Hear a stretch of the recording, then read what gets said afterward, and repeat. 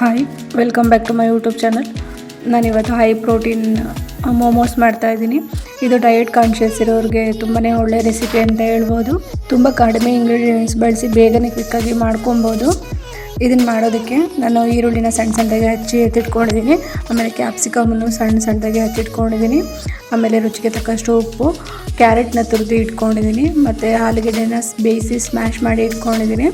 ಆಮೇಲೆ ಮೊಳಕೆ ಕಾಳುಗಳನ್ನು ನಾನು ಬೇಯಿಸಿ ಎತ್ತಿಟ್ಕೊಂಡಿದ್ದೀನಿ. ಆಮೇಲೆ ಅಚ್ಕಾರ ಪುಡಿ, ಗರಂ ಮಸಾಲ, ಧನಿಯಾ ಪುಡಿ ಇವು ಮೂರನ್ನು ತೊಗೊಂಡಿದ್ದೀನಿ. ಆಮೇಲೆ ಒಗ್ಗರಣೆಗೆ ಈರುಳ್ಳಿ, ಹಸಿಮೆಣಸಿನ್ಕಾಯಿ, ಸ್ವಲ್ಪ ಕೊತ್ತಂಬರಿ ಸೊಪ್ಪು ಇದನ್ನೆಲ್ಲದನ್ನು ತೊಗೊಂಡಿದ್ದೀನಿ. ಆಮೇಲೆ ಟೊಮೊಟೊ ಕೆಚಪ್ ತೊಗೊಂಡಿದ್ದೀನಿ ಮತ್ತು ಚಿಲ್ಲಿ ಸಾಸ್ ತೊಗೊಂಡಿದ್ದೀನಿ. ಈಗ ಅದನ್ನು ಹೇಗೆ ಮಾಡೋದು ಅಂತ ನೋಡೋಣ.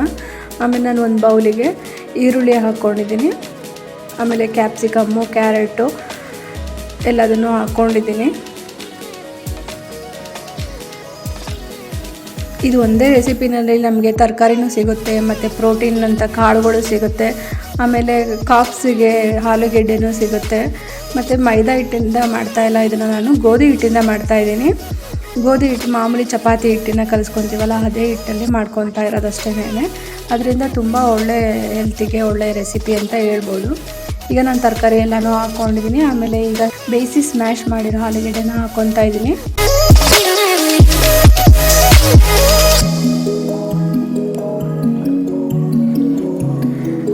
ಇದು ಟಿಫನ್ ಟೈಮಿಗೆ ಅಥವಾ ಮಧ್ಯಾಹ್ನ ಊಟ ಟೈಮಿಗೆ ತುಂಬಾ ಒಳ್ಳೆ ರೆಸಿಪಿ ಅಂತ ಹೇಳ್ಬೋದು. ಯಾರ್ಯಾರು ಡಯಟ್ ಮಾಡ್ತಾಯಿದ್ದಾರೆ ಈ ಥರ ರೆಸಿಪಿಗಳನ್ನ ಮಾಡಿಕೊಂಡು ತಿನ್ನೋದು ತುಂಬಾ ಒಳ್ಳೆಯದು.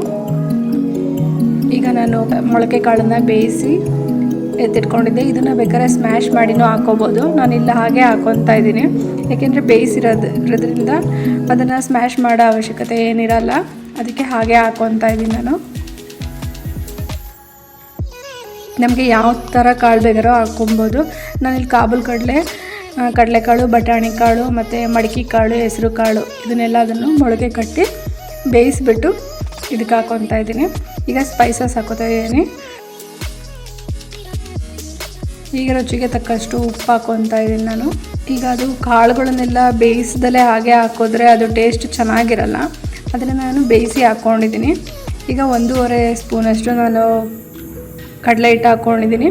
ಇದು ಬೈಂಡಿಂಗಿಗೋಸ್ಕರ ಅಷ್ಟೇ. ನಮಗೆ ನೀಟಾಗಿ ಉಂಡೆ ಕಟ್ಟೋದು ಅದಕ್ಕೆ ಬರಲಿ ಅನ್ನೋದು ಕಾರಣಕ್ಕೆ ನಾನು ಇಲ್ಲಿ ಕಡಲೆ ಹಿಟ್ಟು ಹಾಕ್ಕೊಂಡಿದ್ದೀನಿ ಸ್ವಲ್ಪ. ಇದ್ರ ಬದಲು ನೀವು ಅಕ್ಕಿ ಹಿಟ್ಟು ಹಾಕ್ಕೊಂಡ್ರೂ ಹಾಕ್ಕೋಬೋದು. ನಾನಿಲ್ಲಿ ಕಡಲೆ ಹಿಟ್ಟು ಹಾಕ್ಕೊಂಡಿದ್ದೀನಿ ಅಷ್ಟೇ.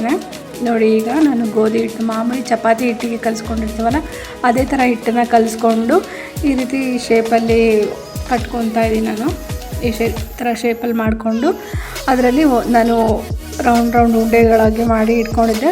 ಅದನ್ನು ಇದರೊಳಗೆ ಹಾಕಿ ಫಿಲ್ ಮಾಡಿ ಮೋಮೋಸ್ ಶೇಪಲ್ಲೂ ಬೇಕಾದ್ರೆ ಮಾಡ್ಕೊಬೋದು. ನಾನಿಲ್ಲಿ ಬರೀ ಬಾಲ್ಸ್ ಶೇಪಲ್ಲಿ ಮಾಡಿದ್ದೀನಿ ಅಷ್ಟೇನೆ. ಆದಷ್ಟು ಹಿಟ್ಟನ್ನ ತೆಳುವಾಗಿ ಒತ್ಕೊಂಡ್ರೆ ಒಳ್ಳೆಯದು. ಇಲ್ಲಾಂದರೆ ಜಾಸ್ತಿ ಹಿಟ್ಟಿಟ್ಟಾಗಿಬಿಡುತ್ತೆ, ತಿನ್ನೋದಕ್ಕೂ ಒಂದು ಸ್ವಲ್ಪ ಕಷ್ಟ ಆಗುತ್ತೆ.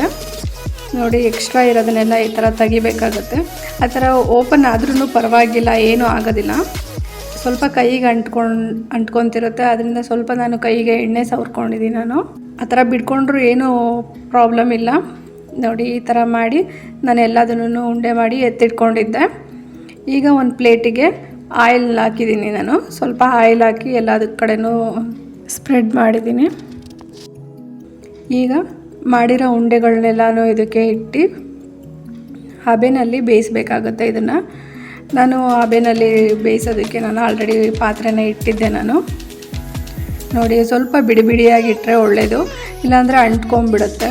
ಅದಕ್ಕೆ ನಾನು ಸ್ವಲ್ಪ ದೂರ ಇಟ್ಟು ಬೇಯೋದಕ್ಕೆ ಇಡ್ತಾಯಿದ್ದೀನಿ ಇವಾಗ. ನೋಡಿ, ಈಗ ನಾನು ಹಬೆನಲ್ಲಿ ಬೇಯೋದಕ್ಕೆ ನೀರು ಕಾಯೋದಕ್ಕೆ ಇಟ್ಟಿದ್ದೆ. ಈಗ ಇದು ಕಾದಿದೆ, ಅದರೊಳಗೆ ಇಟ್ಟು ಒಂದು 10 ಮಿನಿಟ್ಸ್ ಬೇಯಿಸಿದ್ರೆ ಸಾಕು ಇದನ್ನು ನಾವು. ಯಾಕೆಂದರೆ ಆಲ್ರೆಡಿ ಕಾಳು ಮತ್ತು ಆಲೂಗೆಡ್ಡೆ ಎಲ್ಲದನ್ನು ಬೆಂದಿರೋದ್ರಿಂದ ಜಾಸ್ತಿ ಟೈಮ್ ಹಿಡಿಯಲ್ಲ ನಮಗೆ. ಮೇಲ್ಗಡೆ ಹಿಟ್ಟು ಮಾತ್ರ, ಗೋಧಿ ಹಿಟ್ಟಿನ ಲೇಯರ್ ಮಾತ್ರ ಬೆಂದರೆ ಸಾಕಾಗುತ್ತೆ ಅಷ್ಟೇ. ನೋಡಿ, ನೋಡೋದಕ್ಕೂ ಎಷ್ಟು ಚೆನ್ನಾಗಿ ಕಾಣಿಸ್ತಾ ಇದೆ. ಈಗ ಇದಾಗಿದೆ. ಟೇಸ್ಟ್ ಕೂಡ ತುಂಬಾ ಚೆನ್ನಾಗಿತ್ತು. ಮಕ್ಳುಗಳಿಗೂ ತುಂಬ ಇಷ್ಟಪಟ್ಟು ತಿಂತಾರೆ. ಒಂದ್ಸಲಿ ನೀವು ಮನೆಯಲ್ಲಿ ಟ್ರೈ ಮಾಡಿ ಹೇಗಿತ್ತು ಅಂತ ಕಮೆಂಟ್ ಮಾಡಿ ತಿಳಿಸಿ. ಈಗ ನಾನು ಒಂದೇ ಒಂದು ಸ್ಪೂನ್ ಆಗೋಷ್ಟು ಎಣ್ಣೆ ಹಾಕ್ಕೊಂಡಿದ್ದೀನಿ. ಇದಕ್ಕೆ ಈರುಳ್ಳಿ ಹಾಕ್ಕೊಂಡಿದ್ದೀನಿ ಸಣ್ಣದಾಗಿ ಹಚ್ಚಿರೋದು. ಆಮೇಲೆ ಹಸಿಮೆಣಸಿನ್ಕಾಯಿ ಹಾಕ್ಕೊಂಡಿದ್ದೀನಿ. ಇದು ಆಪ್ಷನಲ್ಲು, ಈ ಥರ ಮಾಡಿಕೊಂಡ್ರೆ ಮಾಡ್ಕೋಬೋದು, ಇಲ್ಲಾಂದರೆ ಹಾಗೇನೂ ಸಾಸ್ ಜೊತೆ ತಿನ್ಬೋದು. ನಾನಿಲ್ಲಿ ಸ್ವಲ್ಪ ಒಗ್ಗರಣೆ ಕೊಟ್ಟರೆ ಟೇಸ್ಟ್ ಚೆನ್ನಾಗಿರುತ್ತೆ ಅನ್ನೋ ಕಾರಣಕ್ಕೋಸ್ಕರ ಒಂಥರ ಗೋಬಿ ಥರ ತಿನ್ನೋದಕ್ಕೆ ಫೀಲ್ ಆಗುತ್ತೆ ಅಂದ್ಬಿಟ್ಟು ಈ ಥರ ಮಾಡ್ಕೊತಾ ಇದ್ದೀನಿ ಅಷ್ಟೇ. ನಾನು ಇಲ್ಲಿ ಟೊಮೊಟೊ ಕೆಚಪ್ ಹಾಕ್ಕೊಂಡಿದ್ದೀನಿ 1 ಸ್ಪೂನ್ ಆಗೋಷ್ಟು.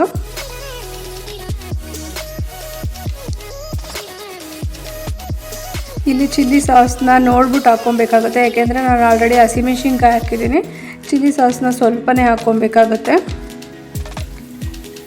ಈಗ ಇದನ್ನು ಸ್ವಲ್ಪ ಸಣ್ಣ ಉರಿನಲ್ಲೇ ಒಂದು ಸ್ವಲ್ಪ ಫ್ರೈ ಮಾಡ್ಕೊಬೇಕು.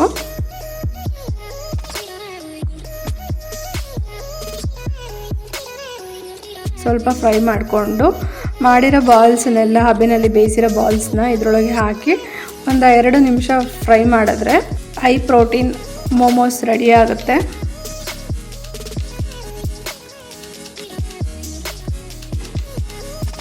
ನೋಡಿ ಎಷ್ಟು ಚೆನ್ನಾಗಿ ಕಾಣಿಸ್ತಿದೆ ಅಂತ. ತುಂಬಾ ಬೇಗನೆ ಮಾಡ್ಕೊಬೋದು, ಬೇಗ ಮಾಡ್ಕೊಂಡು ಮತ್ತು ಹೆಲ್ತಿ ರೆಸಿಪಿ ಅಂತಲೂ ಹೇಳ್ಬೋದು. ಇದನ್ನು ಜಾಸ್ತಿ ಆಯಿಲ್ ಯೂಸ್ ಮಾಡಿಲ್ಲ, ಮೈದಾನೂ ಯೂಸ್ ಮಾಡಿಲ್ಲ ನಾವು, ಆದ್ದರಿಂದ ಡಯಟ್ ಮಾಡೋರಿಗೆ ಒಳ್ಳೆ ರೆಸಿಪಿ ಇದು. ಒಂದ್ಸಲಿ ನೀವು ಮನೆಯಲ್ಲಿ ಟ್ರೈ ಮಾಡಿ, ಹೇಗಿತ್ತು ಅಂತ ಕಮೆಂಟ್ ಮಾಡಿ ತಿಳಿಸಿ.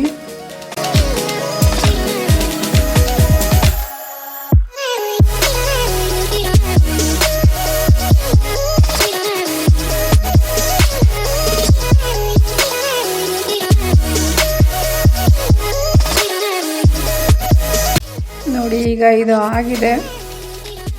ಈಗ ಮೇಲ್ಗಡೆ ಸ್ವಲ್ಪ ಕೊತ್ತಂಬರಿ ಸೊಪ್ಪು ಹಾಕಿದ್ರೆ healthy high protein momos ready ಆಗುತ್ತೆ.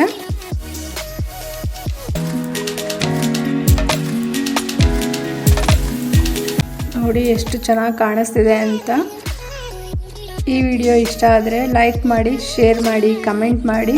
ಇನ್ನು ಯಾರ್ಯಾರು ನನ್ನ ಚಾನಲ್ನ ಸಬ್ಸ್ಕ್ರೈಬ್ ಮಾಡ್ಕೊಂಡಿಲ್ಲ ಬೇಗ ಸಬ್ಸ್ಕ್ರೈಬ್ ಮಾಡಿಕೊಡಿ. ನೆಕ್ಸ್ಟ್ ಯಾವ ಥರ ರೆಸಿಪಿ ಬೇಕು ಅಂತ ಕಮೆಂಟ್ ಮಾಡಿ ತಿಳಿಸಿ. Thank you.